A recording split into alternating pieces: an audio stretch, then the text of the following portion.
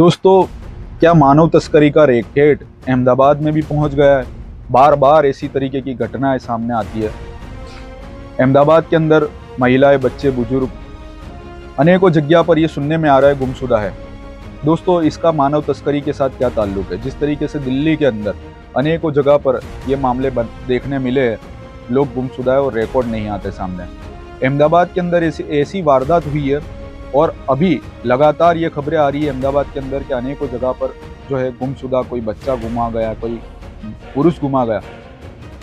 इसका सीधा सीधा असर ये देखने को मिल रहा है कि कहीं ना कहीं मानव तस्करी का रैकेट है वो सक्रिय है और हमारा प्रशासन उनको रोकने में नाकाम है, निष्फल है। दोस्तों, जिस तरीके से ये मैं वारदात बताने वाला हूँ आज की, जो नईम शेख नाम के बंदे के साथ हुई है, ये वीडियो आप देख कर आप सोच नहीं सकते कि क्या चल रहा है देश के अंदर। दोस्तों, नईम शेख ने अपनी आपबीती बताई है। वो जिंदा बचकर किस तरीके से आया और क्या हुआ उसके साथ, उसके शरीर में ब्लड लिया गया और क्या करने वाले थे उसको भी नहीं पता था। वहाँ से जैसे तैसे अहमदाबाद का बंदा है, एमपी से वापस आया और पुलिस फरियाद अभी तक हुई नहीं है। हम नईम के पूरे परिवार के साथ है, नईम के घर वालों के साथ है और जहाँ कानूनी सहायता की ज़रूरत पड़ेगी हम नईम के साथ खड़े हैं। लेकिन दोस्तों, क्या ये वीडियो आप शेयर नहीं करोगे? ये वीडियो शेयर करने से हो सकता है कि हमारा कोई स्कूल जाता हुआ बच्चा बच जावे, हमारी माता बहनें बच जावे, हमारे लोग जो कहीं अकेले में सफ़र करते वो बच जावे।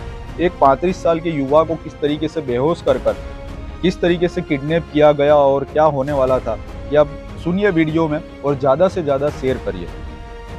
दोस्तों, अहमदाबाद के दानी लिमड़ा के चीपा सोसाइटी में रहने वाले नईम जो है वो अपना परिवार का गुजारा चलाने के लिए वाल की फैक्ट्री में सोने की चाल के पास कहीं पर काम करते हैं।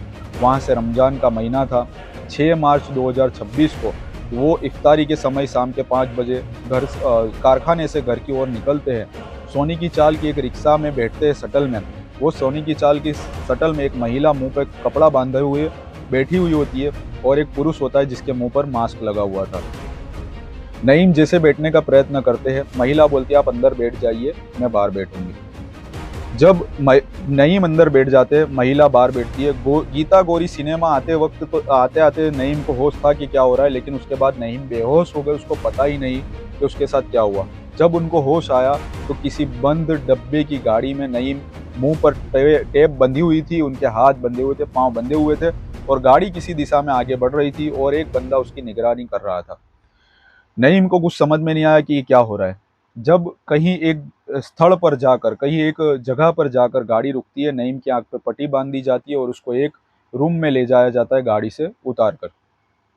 वो रूम वहाँ पर उसको नज़र आता है जहाँ पर उजाला होता है और देखता है कि बारी की तरफ उजाला है। तो नईम भागने का प्रयत्न करता है और हाथापाई होती है। वहाँ से 4 बंदे और आते हैं और नईम को मारते हैं कि अगर जिंदा रहना हो तो हमें कोऑपरेट करे। फिर नईम को एक अंदर के दूसरे रूम में ले जाया जाता है। वहाँ पर एक दरवाजा होता है, अंदर जाते तो 3 अन्य और बंधक वहाँ पर बंधे हुए थे नईम के जैसे ही। नईम को नाश्ता दिया जाता है। नाश्ता आने के बाद 3 लोग तो नाश्ता कर लेते, लेकिन नईम नाश्ता नहीं करते। उसके बाद एक व्यक्ति आता है, वो दोनों को सुई लेकर आता है और नईम और एक अन्य व्यक्ति के शरीर से खून निकालता है। खून का ब्लड सैंपल लेकर चले जाता है। उसके बाद खाना आता है, नईम खाना नहीं खाते, समय बीतता जाता है। फिर 3 व्यक्ति आते हैं हथियार लेकर और 2 व्यक्ति जो है जिनका ब्लड नहीं लिया गया, वो 2 व्यक्ति को आंख पर पट्टी बांधकर ले जाया जाता है। इसी तरीके से वो रूम में शेड्यूल चलता है।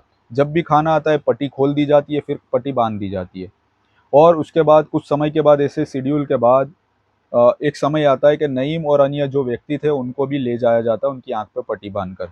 नईम गाड़ी में बैठते हैं, गाड़ी में बिठाया जाता है। जब पट्टी खोलते हैं तो वही बंद बॉडी की गाड़ी जिसमें नईम बैठा हुआ होता है। उसके बाद वो गाड़ी चलती है। वो गाड़ी जब चलती है तो नईम कहीं ना कहीं रुकती है। नईम देखता है, कुछ नाश्ता आता है, नईम नाश्ता नहीं करता है। उसके बाद गाड़ी चलती है, फिर रुकती है। इस तरीके से एक लंबा सफ़र तय करती है वो गाड़ी। एक समय आता है कि जब गाड़ी जो इनको पेशाब करने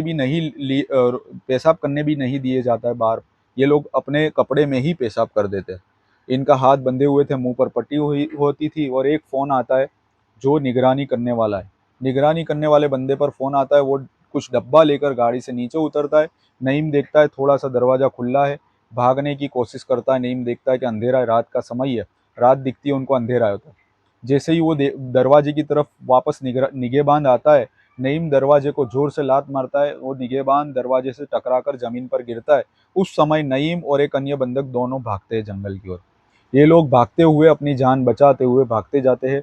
नईम पीछे मुड़कर देखता है एक बार कि हाँ वो बंधक भी मेरे साथ है, फिर भागता जाता है, फिर पीछे मुड़ के देखता ही नहीं, इतना भागता है भागता है भागता है कि कहीं पर जाकर रुका। फिर उसके बाद उसने देखा तो बंदा भी पीछे, बंधक जो बंधा हुआ था वो भी नहीं मिलता है।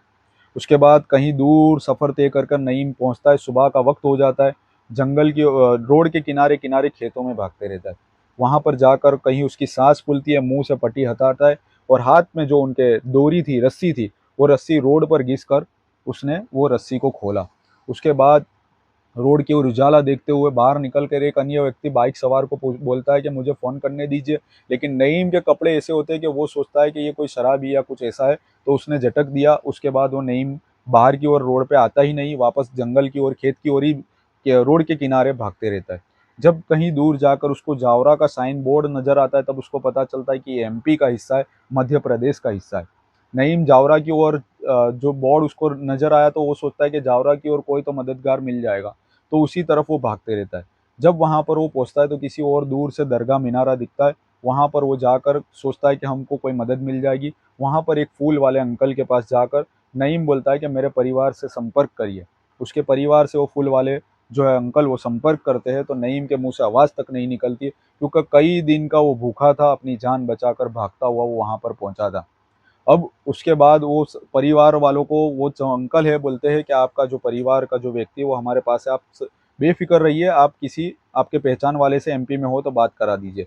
एमपी में नईम के कोई रिलेटिव होते हैं, वो उनके पहचान वालों से बात करके अंकल नईम को वो परिवार उनके परिवार वालों को रिलेटिव को सौंपते हैं।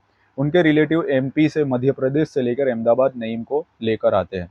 ये पूरी वारदात इतनी खतरनाक और इतनी गंभीर हुई है, ये पूरी जो घटना है ये झकझोर देने वाली है। रूह कांप जाए ऐसी घटना है।